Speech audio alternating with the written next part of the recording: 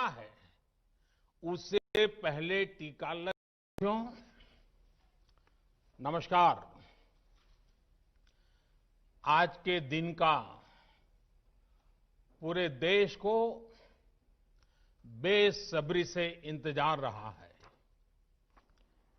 कितने महीनों से देश के हर घर में बच्चे, बूढ़े, जवान सभी की जुबान पर यही सवाल था कि कोरोना की वैक्सीन कब आएगी। तो अब कोरोना की वैक्सीन आ गई है, बहुत कम समय में आ गई है। अब से कुछ ही मिनट बाद भारत में दुनिया का सबसे बड़ा टीकाकरण अभियान शुरू होने जा रहा है। मैं सभी देशवासियों को इसके लिए बहुत बहुत बधाई देता हूं। आज वो वैज्ञानिक, वैक्सीन रिसर्च से जुड़े अनेकों लोग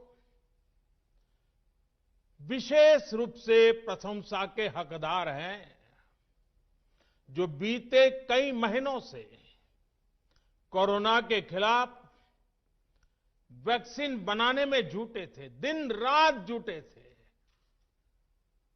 न उन्होंने त्योहार देखा है, न उन्होंने दिन देखा है, न उन्होंने रात देखी है। आमतौर पर एक वैक्सीन बनाने में बरसों लग जाते हैं, लेकिन इतने कम समय में एक नहीं, दो मेड इन इंडिया वैक्सीन तैयार हुई है। इतना ही नहीं, कई और वैक्सीन पर भी काम तेज गति से चल रहा है। ये भारत के सामर्थ्य, भारत की वैज्ञानिक दक्षता, भारत के टैलेंट का जीता जागता सबूत है। ऐसी ही उपलब्धियों के लिए राष्ट्रकवि रामधारी सिंह दिनकर जी ने कहा था, मानव जब जोर लगाता है, पत्थर पानी बन जाता है। भाइयों और बहनों, भारत का टीकाकरण अभियान बहुत ही मानवीय और महत्वपूर्ण सिद्धांतों पर आधारित है। जिसे सबसे ज्यादा जरूरी है, उसे सबसे पहले कोरोना का टीका लगेगा। जिसे कोरोना संक्रमण का रिस्क सबसे ज्यादा है, उसे पहले टीका लगेगा। जो हमारे डॉक्टर्स हैं, नर्सेस हैं, अस्पताल में सफाई कर्मी हैं, मेडिकल, पैरामेडिकल स्टाफ हैं, वो कोरोना की वैक्सीन के सबसे पहले हकदार हैं।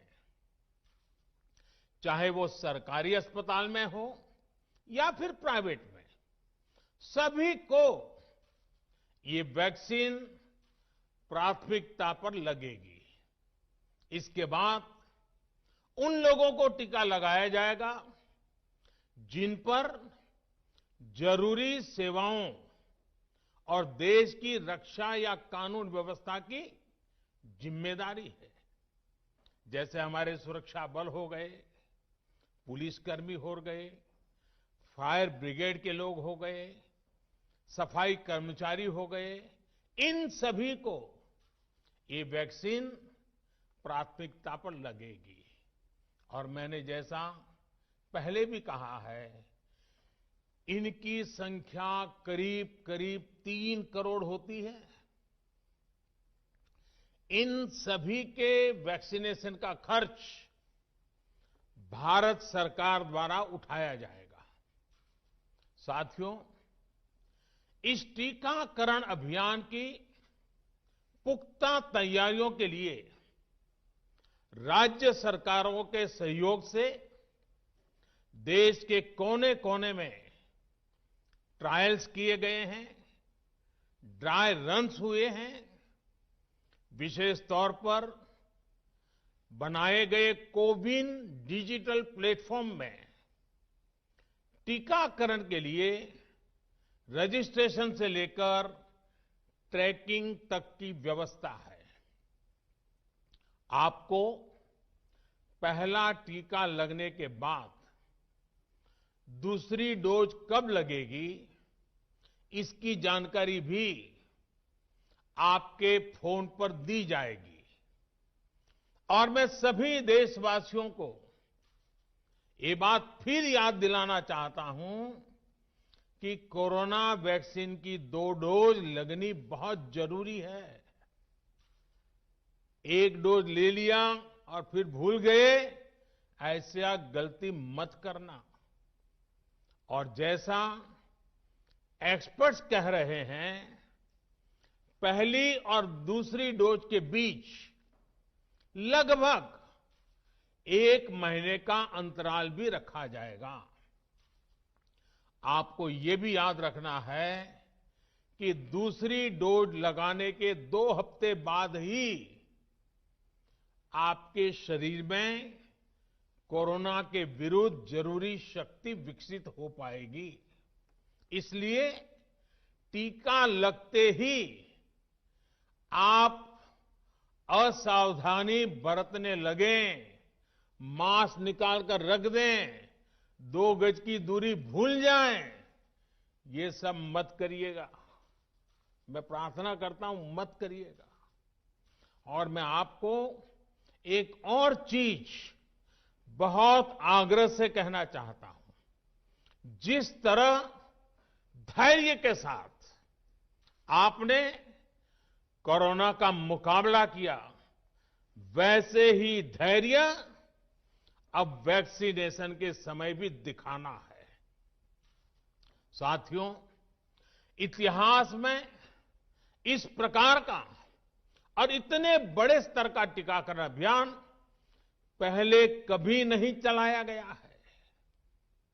ये अभियान कितना बड़ा है, इसका अंदाज आप सिर्फ पहले चरण से ही लगा सकते हैं।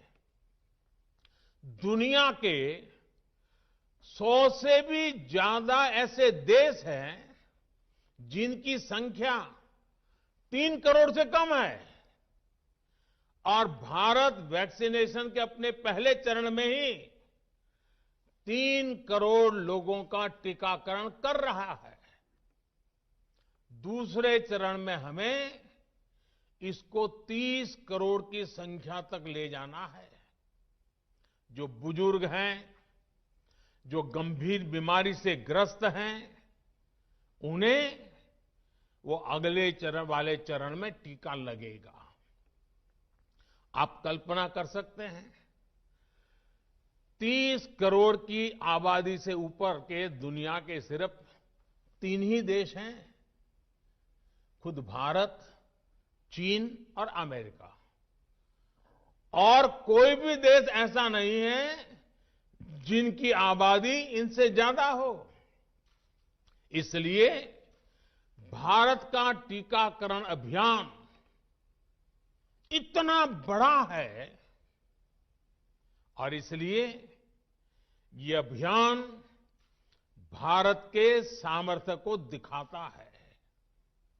और मैं देशवासियों को एक और बात कहना चाहता हूं। हमारे वैज्ञानिक, हमारे एक्सपर्ट्स जब दोनों मेड इन इंडिया वैक्सीन की सुरक्षा और प्रभाव को लेकर आश्वस्त हुए, तभी उन्होंने इसके इमरजेंसी उपयोग की अनुमति दी है। इसलिए देशवासियों को किसी भी तरह के प्रोपेगेंडा, अफवाहें, दुष्प्रचार से बचकर रहना है। साथियों, भारत के वैक्सीन वैज्ञानिक, हमारा मेडिकल सिस्टम भारत की प्रक्रिया की पूरे विश्व में बहुत विश्वसनीयता है और पहले से है। हमने ये विश्वास अपने ट्रैक रिकॉर्ड से हासिल किया है। मेरे प्यारे देशवासियों, हर हिंदुस्तानी इस बात का गर्व करेगा कि दुनिया भर के करीब 60% बच्चों को जो जीवन रक्षक टीके लगते हैं वो भारत में ही बनते हैं। भारत की सख्त वैज्ञानिक प्रक्रियाओं से ही होकर के गुजरते हैं। भारत के वैज्ञानिकों को और वैक्सीन से जुड़ी हमारी विशेषज्ञता पर दुनिया का ये विश्वास made in India corona vaccine में और मजबूत होने वाला है। इसकी कुछ और खास बातें हैं जो आज मैं देशवासियों को जरूर बताना चाहता हूं। ये भारतीय वैक्सीन विदेशी वैक्सीनों की तुलना में बहुत सस्ती हैं और इनका उपयोग भी उतना ही आसान है। विदेश में तो कुछ वैक्सीन ऐसी हैं जिसकी एक डोज 5,000 रुपया तक में है और जिसे -70 डिग्री तापमान में फ्रीज में रखना होता है। -70 डिग्री। वहीं भारत की वैक्सीन ऐसी तकनीक पर बनाई गई हैं जो भारत में बरसों से ट्राइड और टेस्टेड है। ये वैक्सीन स्टोरेज से लेकर ट्रांसपोर्टेशन तक भारतीय स्थितियों और परिस्थितियों के अनुकूल है। यही वैक्सीन अब भारत को कोरोना के खिलाफ लड़ाई में निर्णायक जीत दिलाएगी।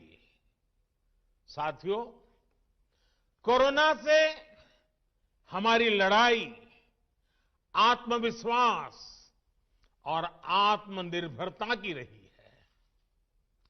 इस मुश्किल लड़ाई से लड़ने के लिए हम अपने आत्मविश्वास को कमजोर नहीं पड़ने देंगे। ये प्रण हर भारतीय में दिखाई दिया है। संकट कितना ही बड़ा क्यों न हो, देशवासियों ने कभी आत्मविश्वास खोया नहीं। जब भारत में कोरोना पहुंचा तब देश में कोरोना टेस्टिंग की एक ही लैब थी। हमने अपने सामर्थ्य पर विश्वास रखा और आज 2300 से ज्यादा लैब्स का नेटवर्क हमारे पास है।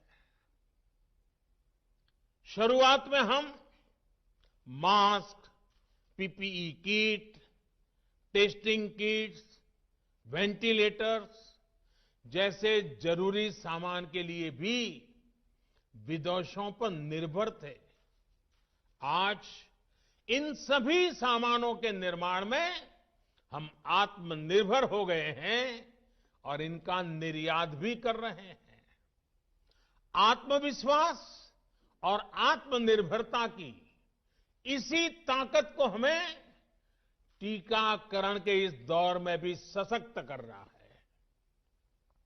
साथियों, महान तेलुगु कवि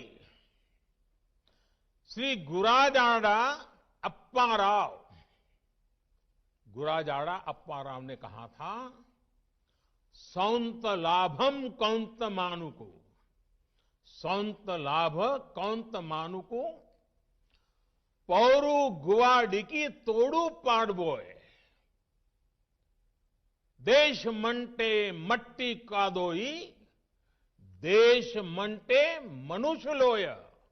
यानी हम दूसरों के काम आए, ये निस्वार्थ भाव हमारे भीतर रहना चाहिए।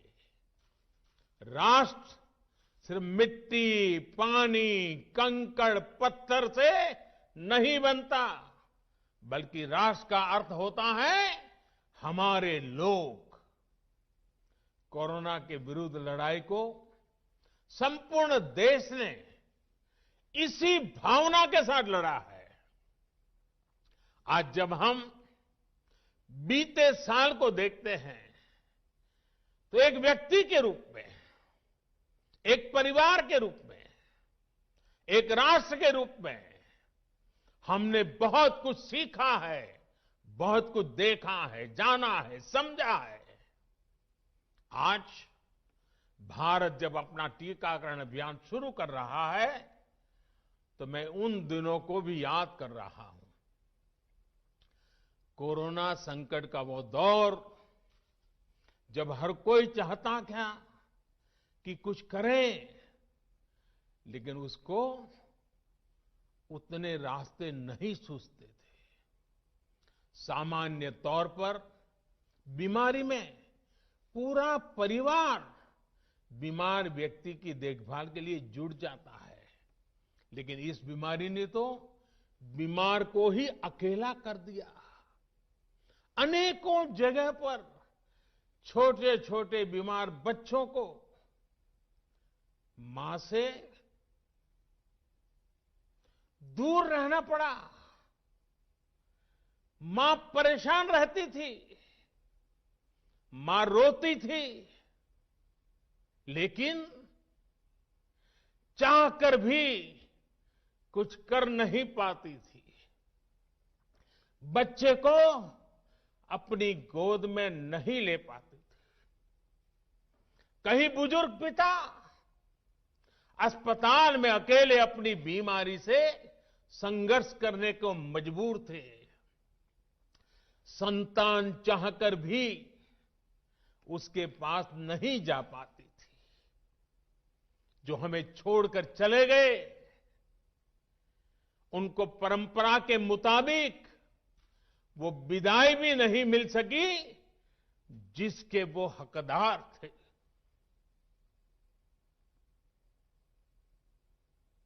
जितना हम उस समय के बारे में सोचते हैं, मन सिहर जाता है, उदास हो जाता है। लेकिन साथियों, संकट के उसी समय में, निराशा के उसी वातावरण में कोई आशा का भी संचार कर रहा था। हमें बचाने के लिए अपने प्राणों को संकट में डाल रहा था। हमारे doctor, nurse, paramedical staff, ambulance driver, ASHA worker, सफाई कर्मचारी, पुलिस के साथी और दूसरे फ्रंटलाइन वर्कर्स, उन्होंने मानवता के प्रति अपने दायित्व को प्राथमिकता दी। इनमें से अधिकांश तब अपने बच्चों, अपने परिवार से दूर रहे, कई कई दिन तक घर नहीं गए।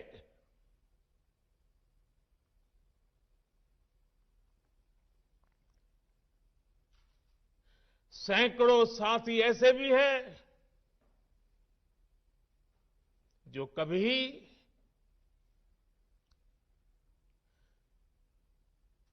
घर वापस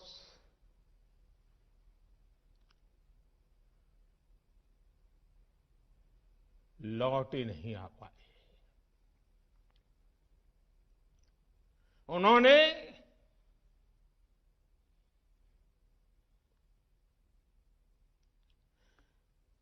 एक एक जीवन को बचाने के लिए अपना जीवन आहूत कर दिया। इसलिए आज कोरोना का पहला टीका स्वास्थ्य सेवा से जुड़े लोगों को लगाकर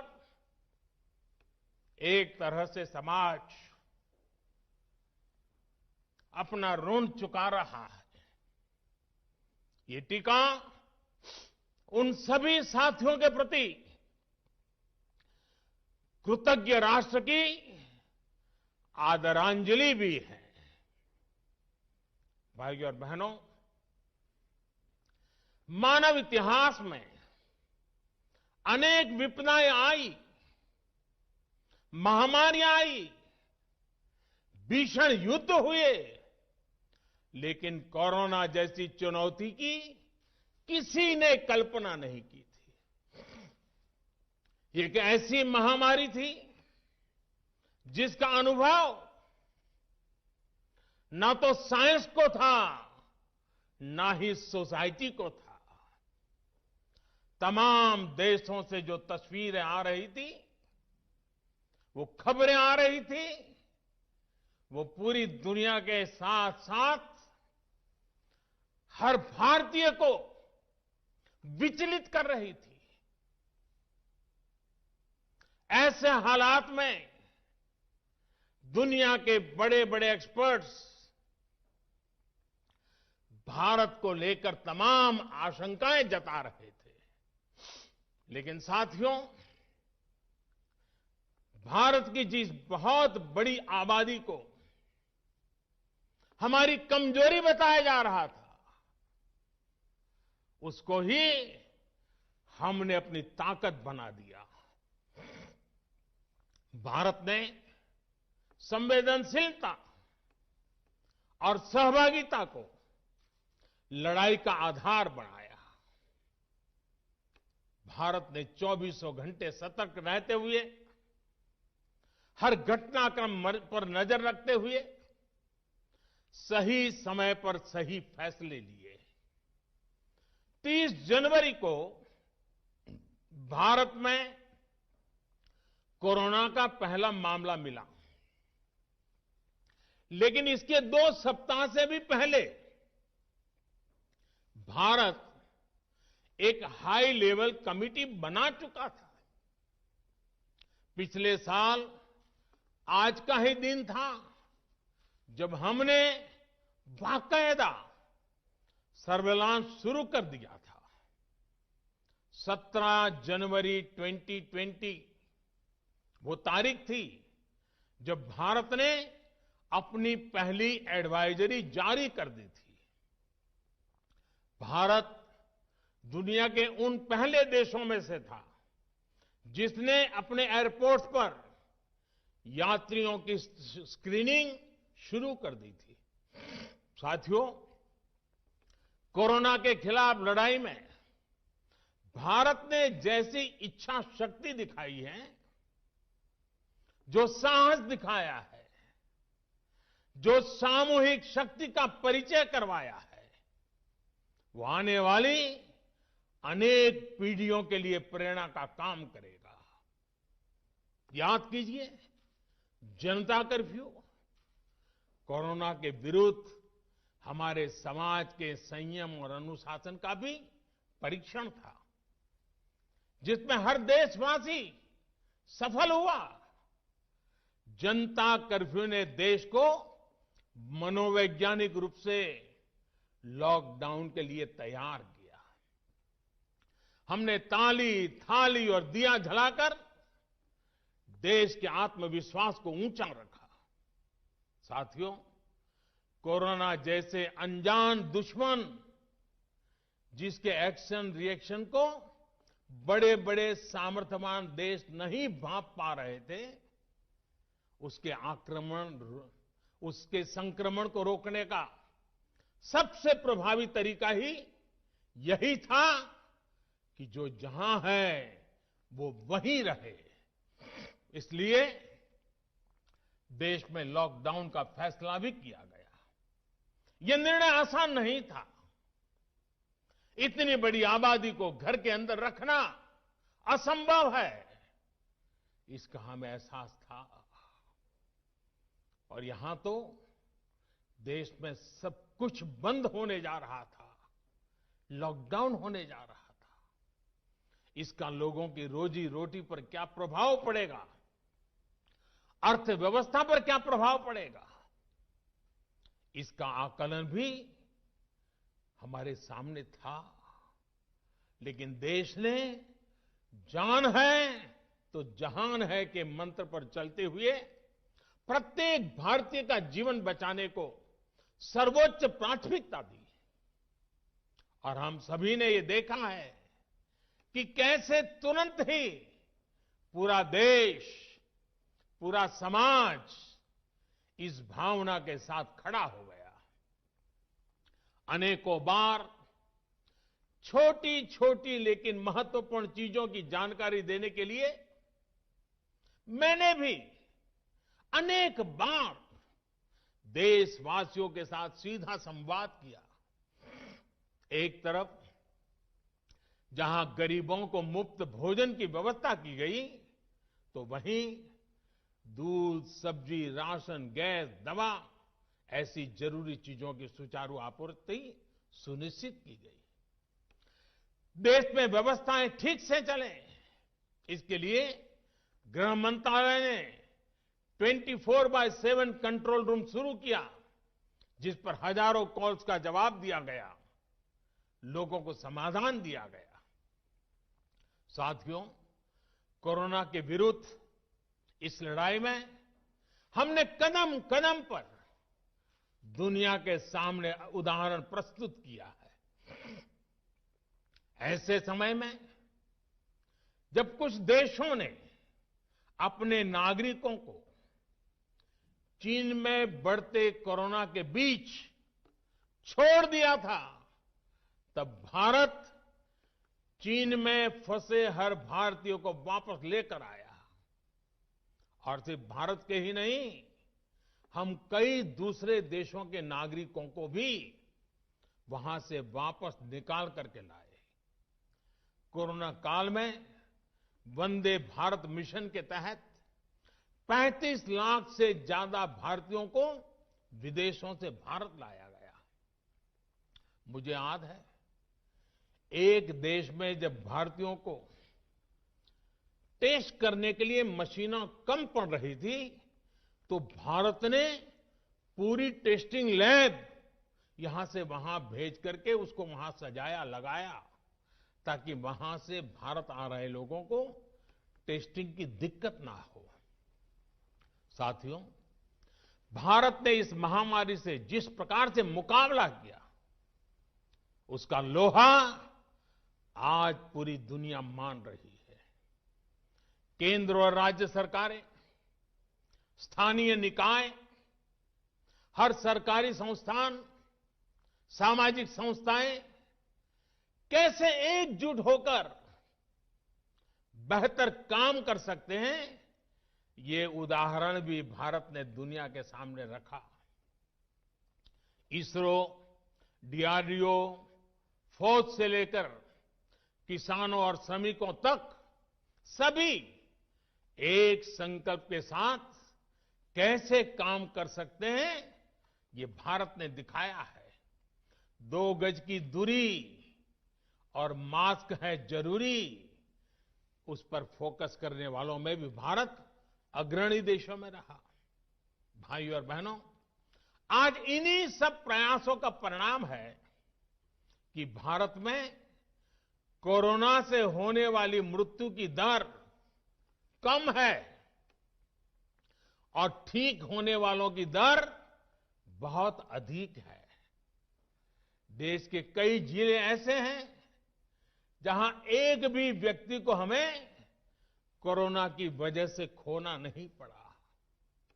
इन जिलों में हर व्यक्ति कोरोना से ठीक होने के बाद अपने घर पहुंचा है। बहुत से जिले ऐसे भी हैं जहां बीते 2 सप्ताह से कोरोना संक्रमण का एक भी केस नहीं आया है। जहां तक कि लॉकडाउन के से प्रभावित अर्थव्यवस्था की रिकवरी में भी भारत दुनिया में आगे निकल रहा है। भारत उन गिने चुने देशों में है जिसने मुश्किल के बावजूद दुनिया के 150 से ज्यादा देशों में जरूरी दवाएं और जरूरी मेडिकल सहायता पहुंचाई। पैरासीटामोल हो, हाइड्रोक्सी क्लोरोक्विन हो, टेस्टिंग से जुड़ा सामान हो, भारत ने दूसरे देश के लोगों को भी बचाने की हर संभव कोशिश की। आज जब हम अपनी वैक्सीन बना ली है, तब भी भारत की तरफ दुनिया आशा और उम्मीद की नजरों से देख रही है। हमारा टीकाकरण अभियान जैसे जैसे आगे बढ़ेगा, दुनिया के अनेक देशों को हमारे अनुभव का लाभ मिलेगा। भारत की वैक्सीन, हमारी उत्पादन क्षमता पूरी मानवता के हित में काम आए, ये हमारी प्रतिबद्धता है।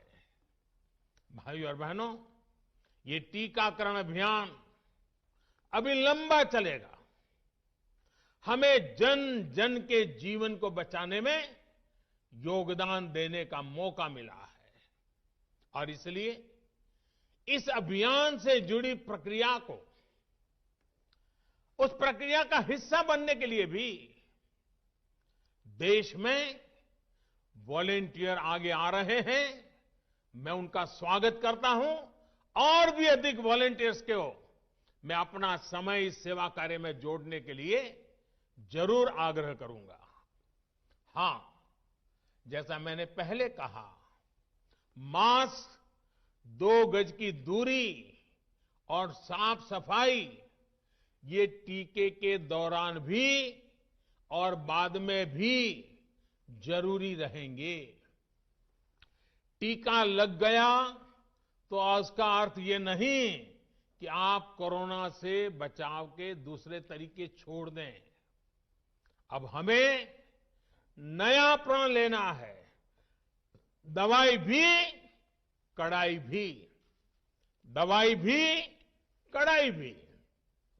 आप सभी स्वस्थ रहें, इसी कामना के साथ इस टीकाकरण अभियान के लिए पूरे देश को बहुत बहुत शुभकामनाएं देता हूं। देश के वैज्ञानिकों का, रिसर्चर्स का, लैब में जुड़े हुए सब लोगों का, जिन्होंने पूरे साल एक ऋषि की तरह अपनी लैब में जीवन खपा दिया और ये वैक्सीन देश और मानवता को दी है। मैं उनको भी विशेष रूप से अभिनंदन करता हूं, उनका आभार व्यक्त करता हूं। मेरी आप सबको बहुत बहुत शुभकामनाएं हैं। आप जल्द इसका लाभ उठाएं, आप भी स्वस्थ रहें, आपका परिवार भी स्वस्थ रहें, पूरी मानव जात इस संकट की घड़ी से बाहर निकले और स्वस्थता हम सबको प्राप्त हो, इसी एक कामना के साथ आप सबका बहुत बहुत धन्यवाद।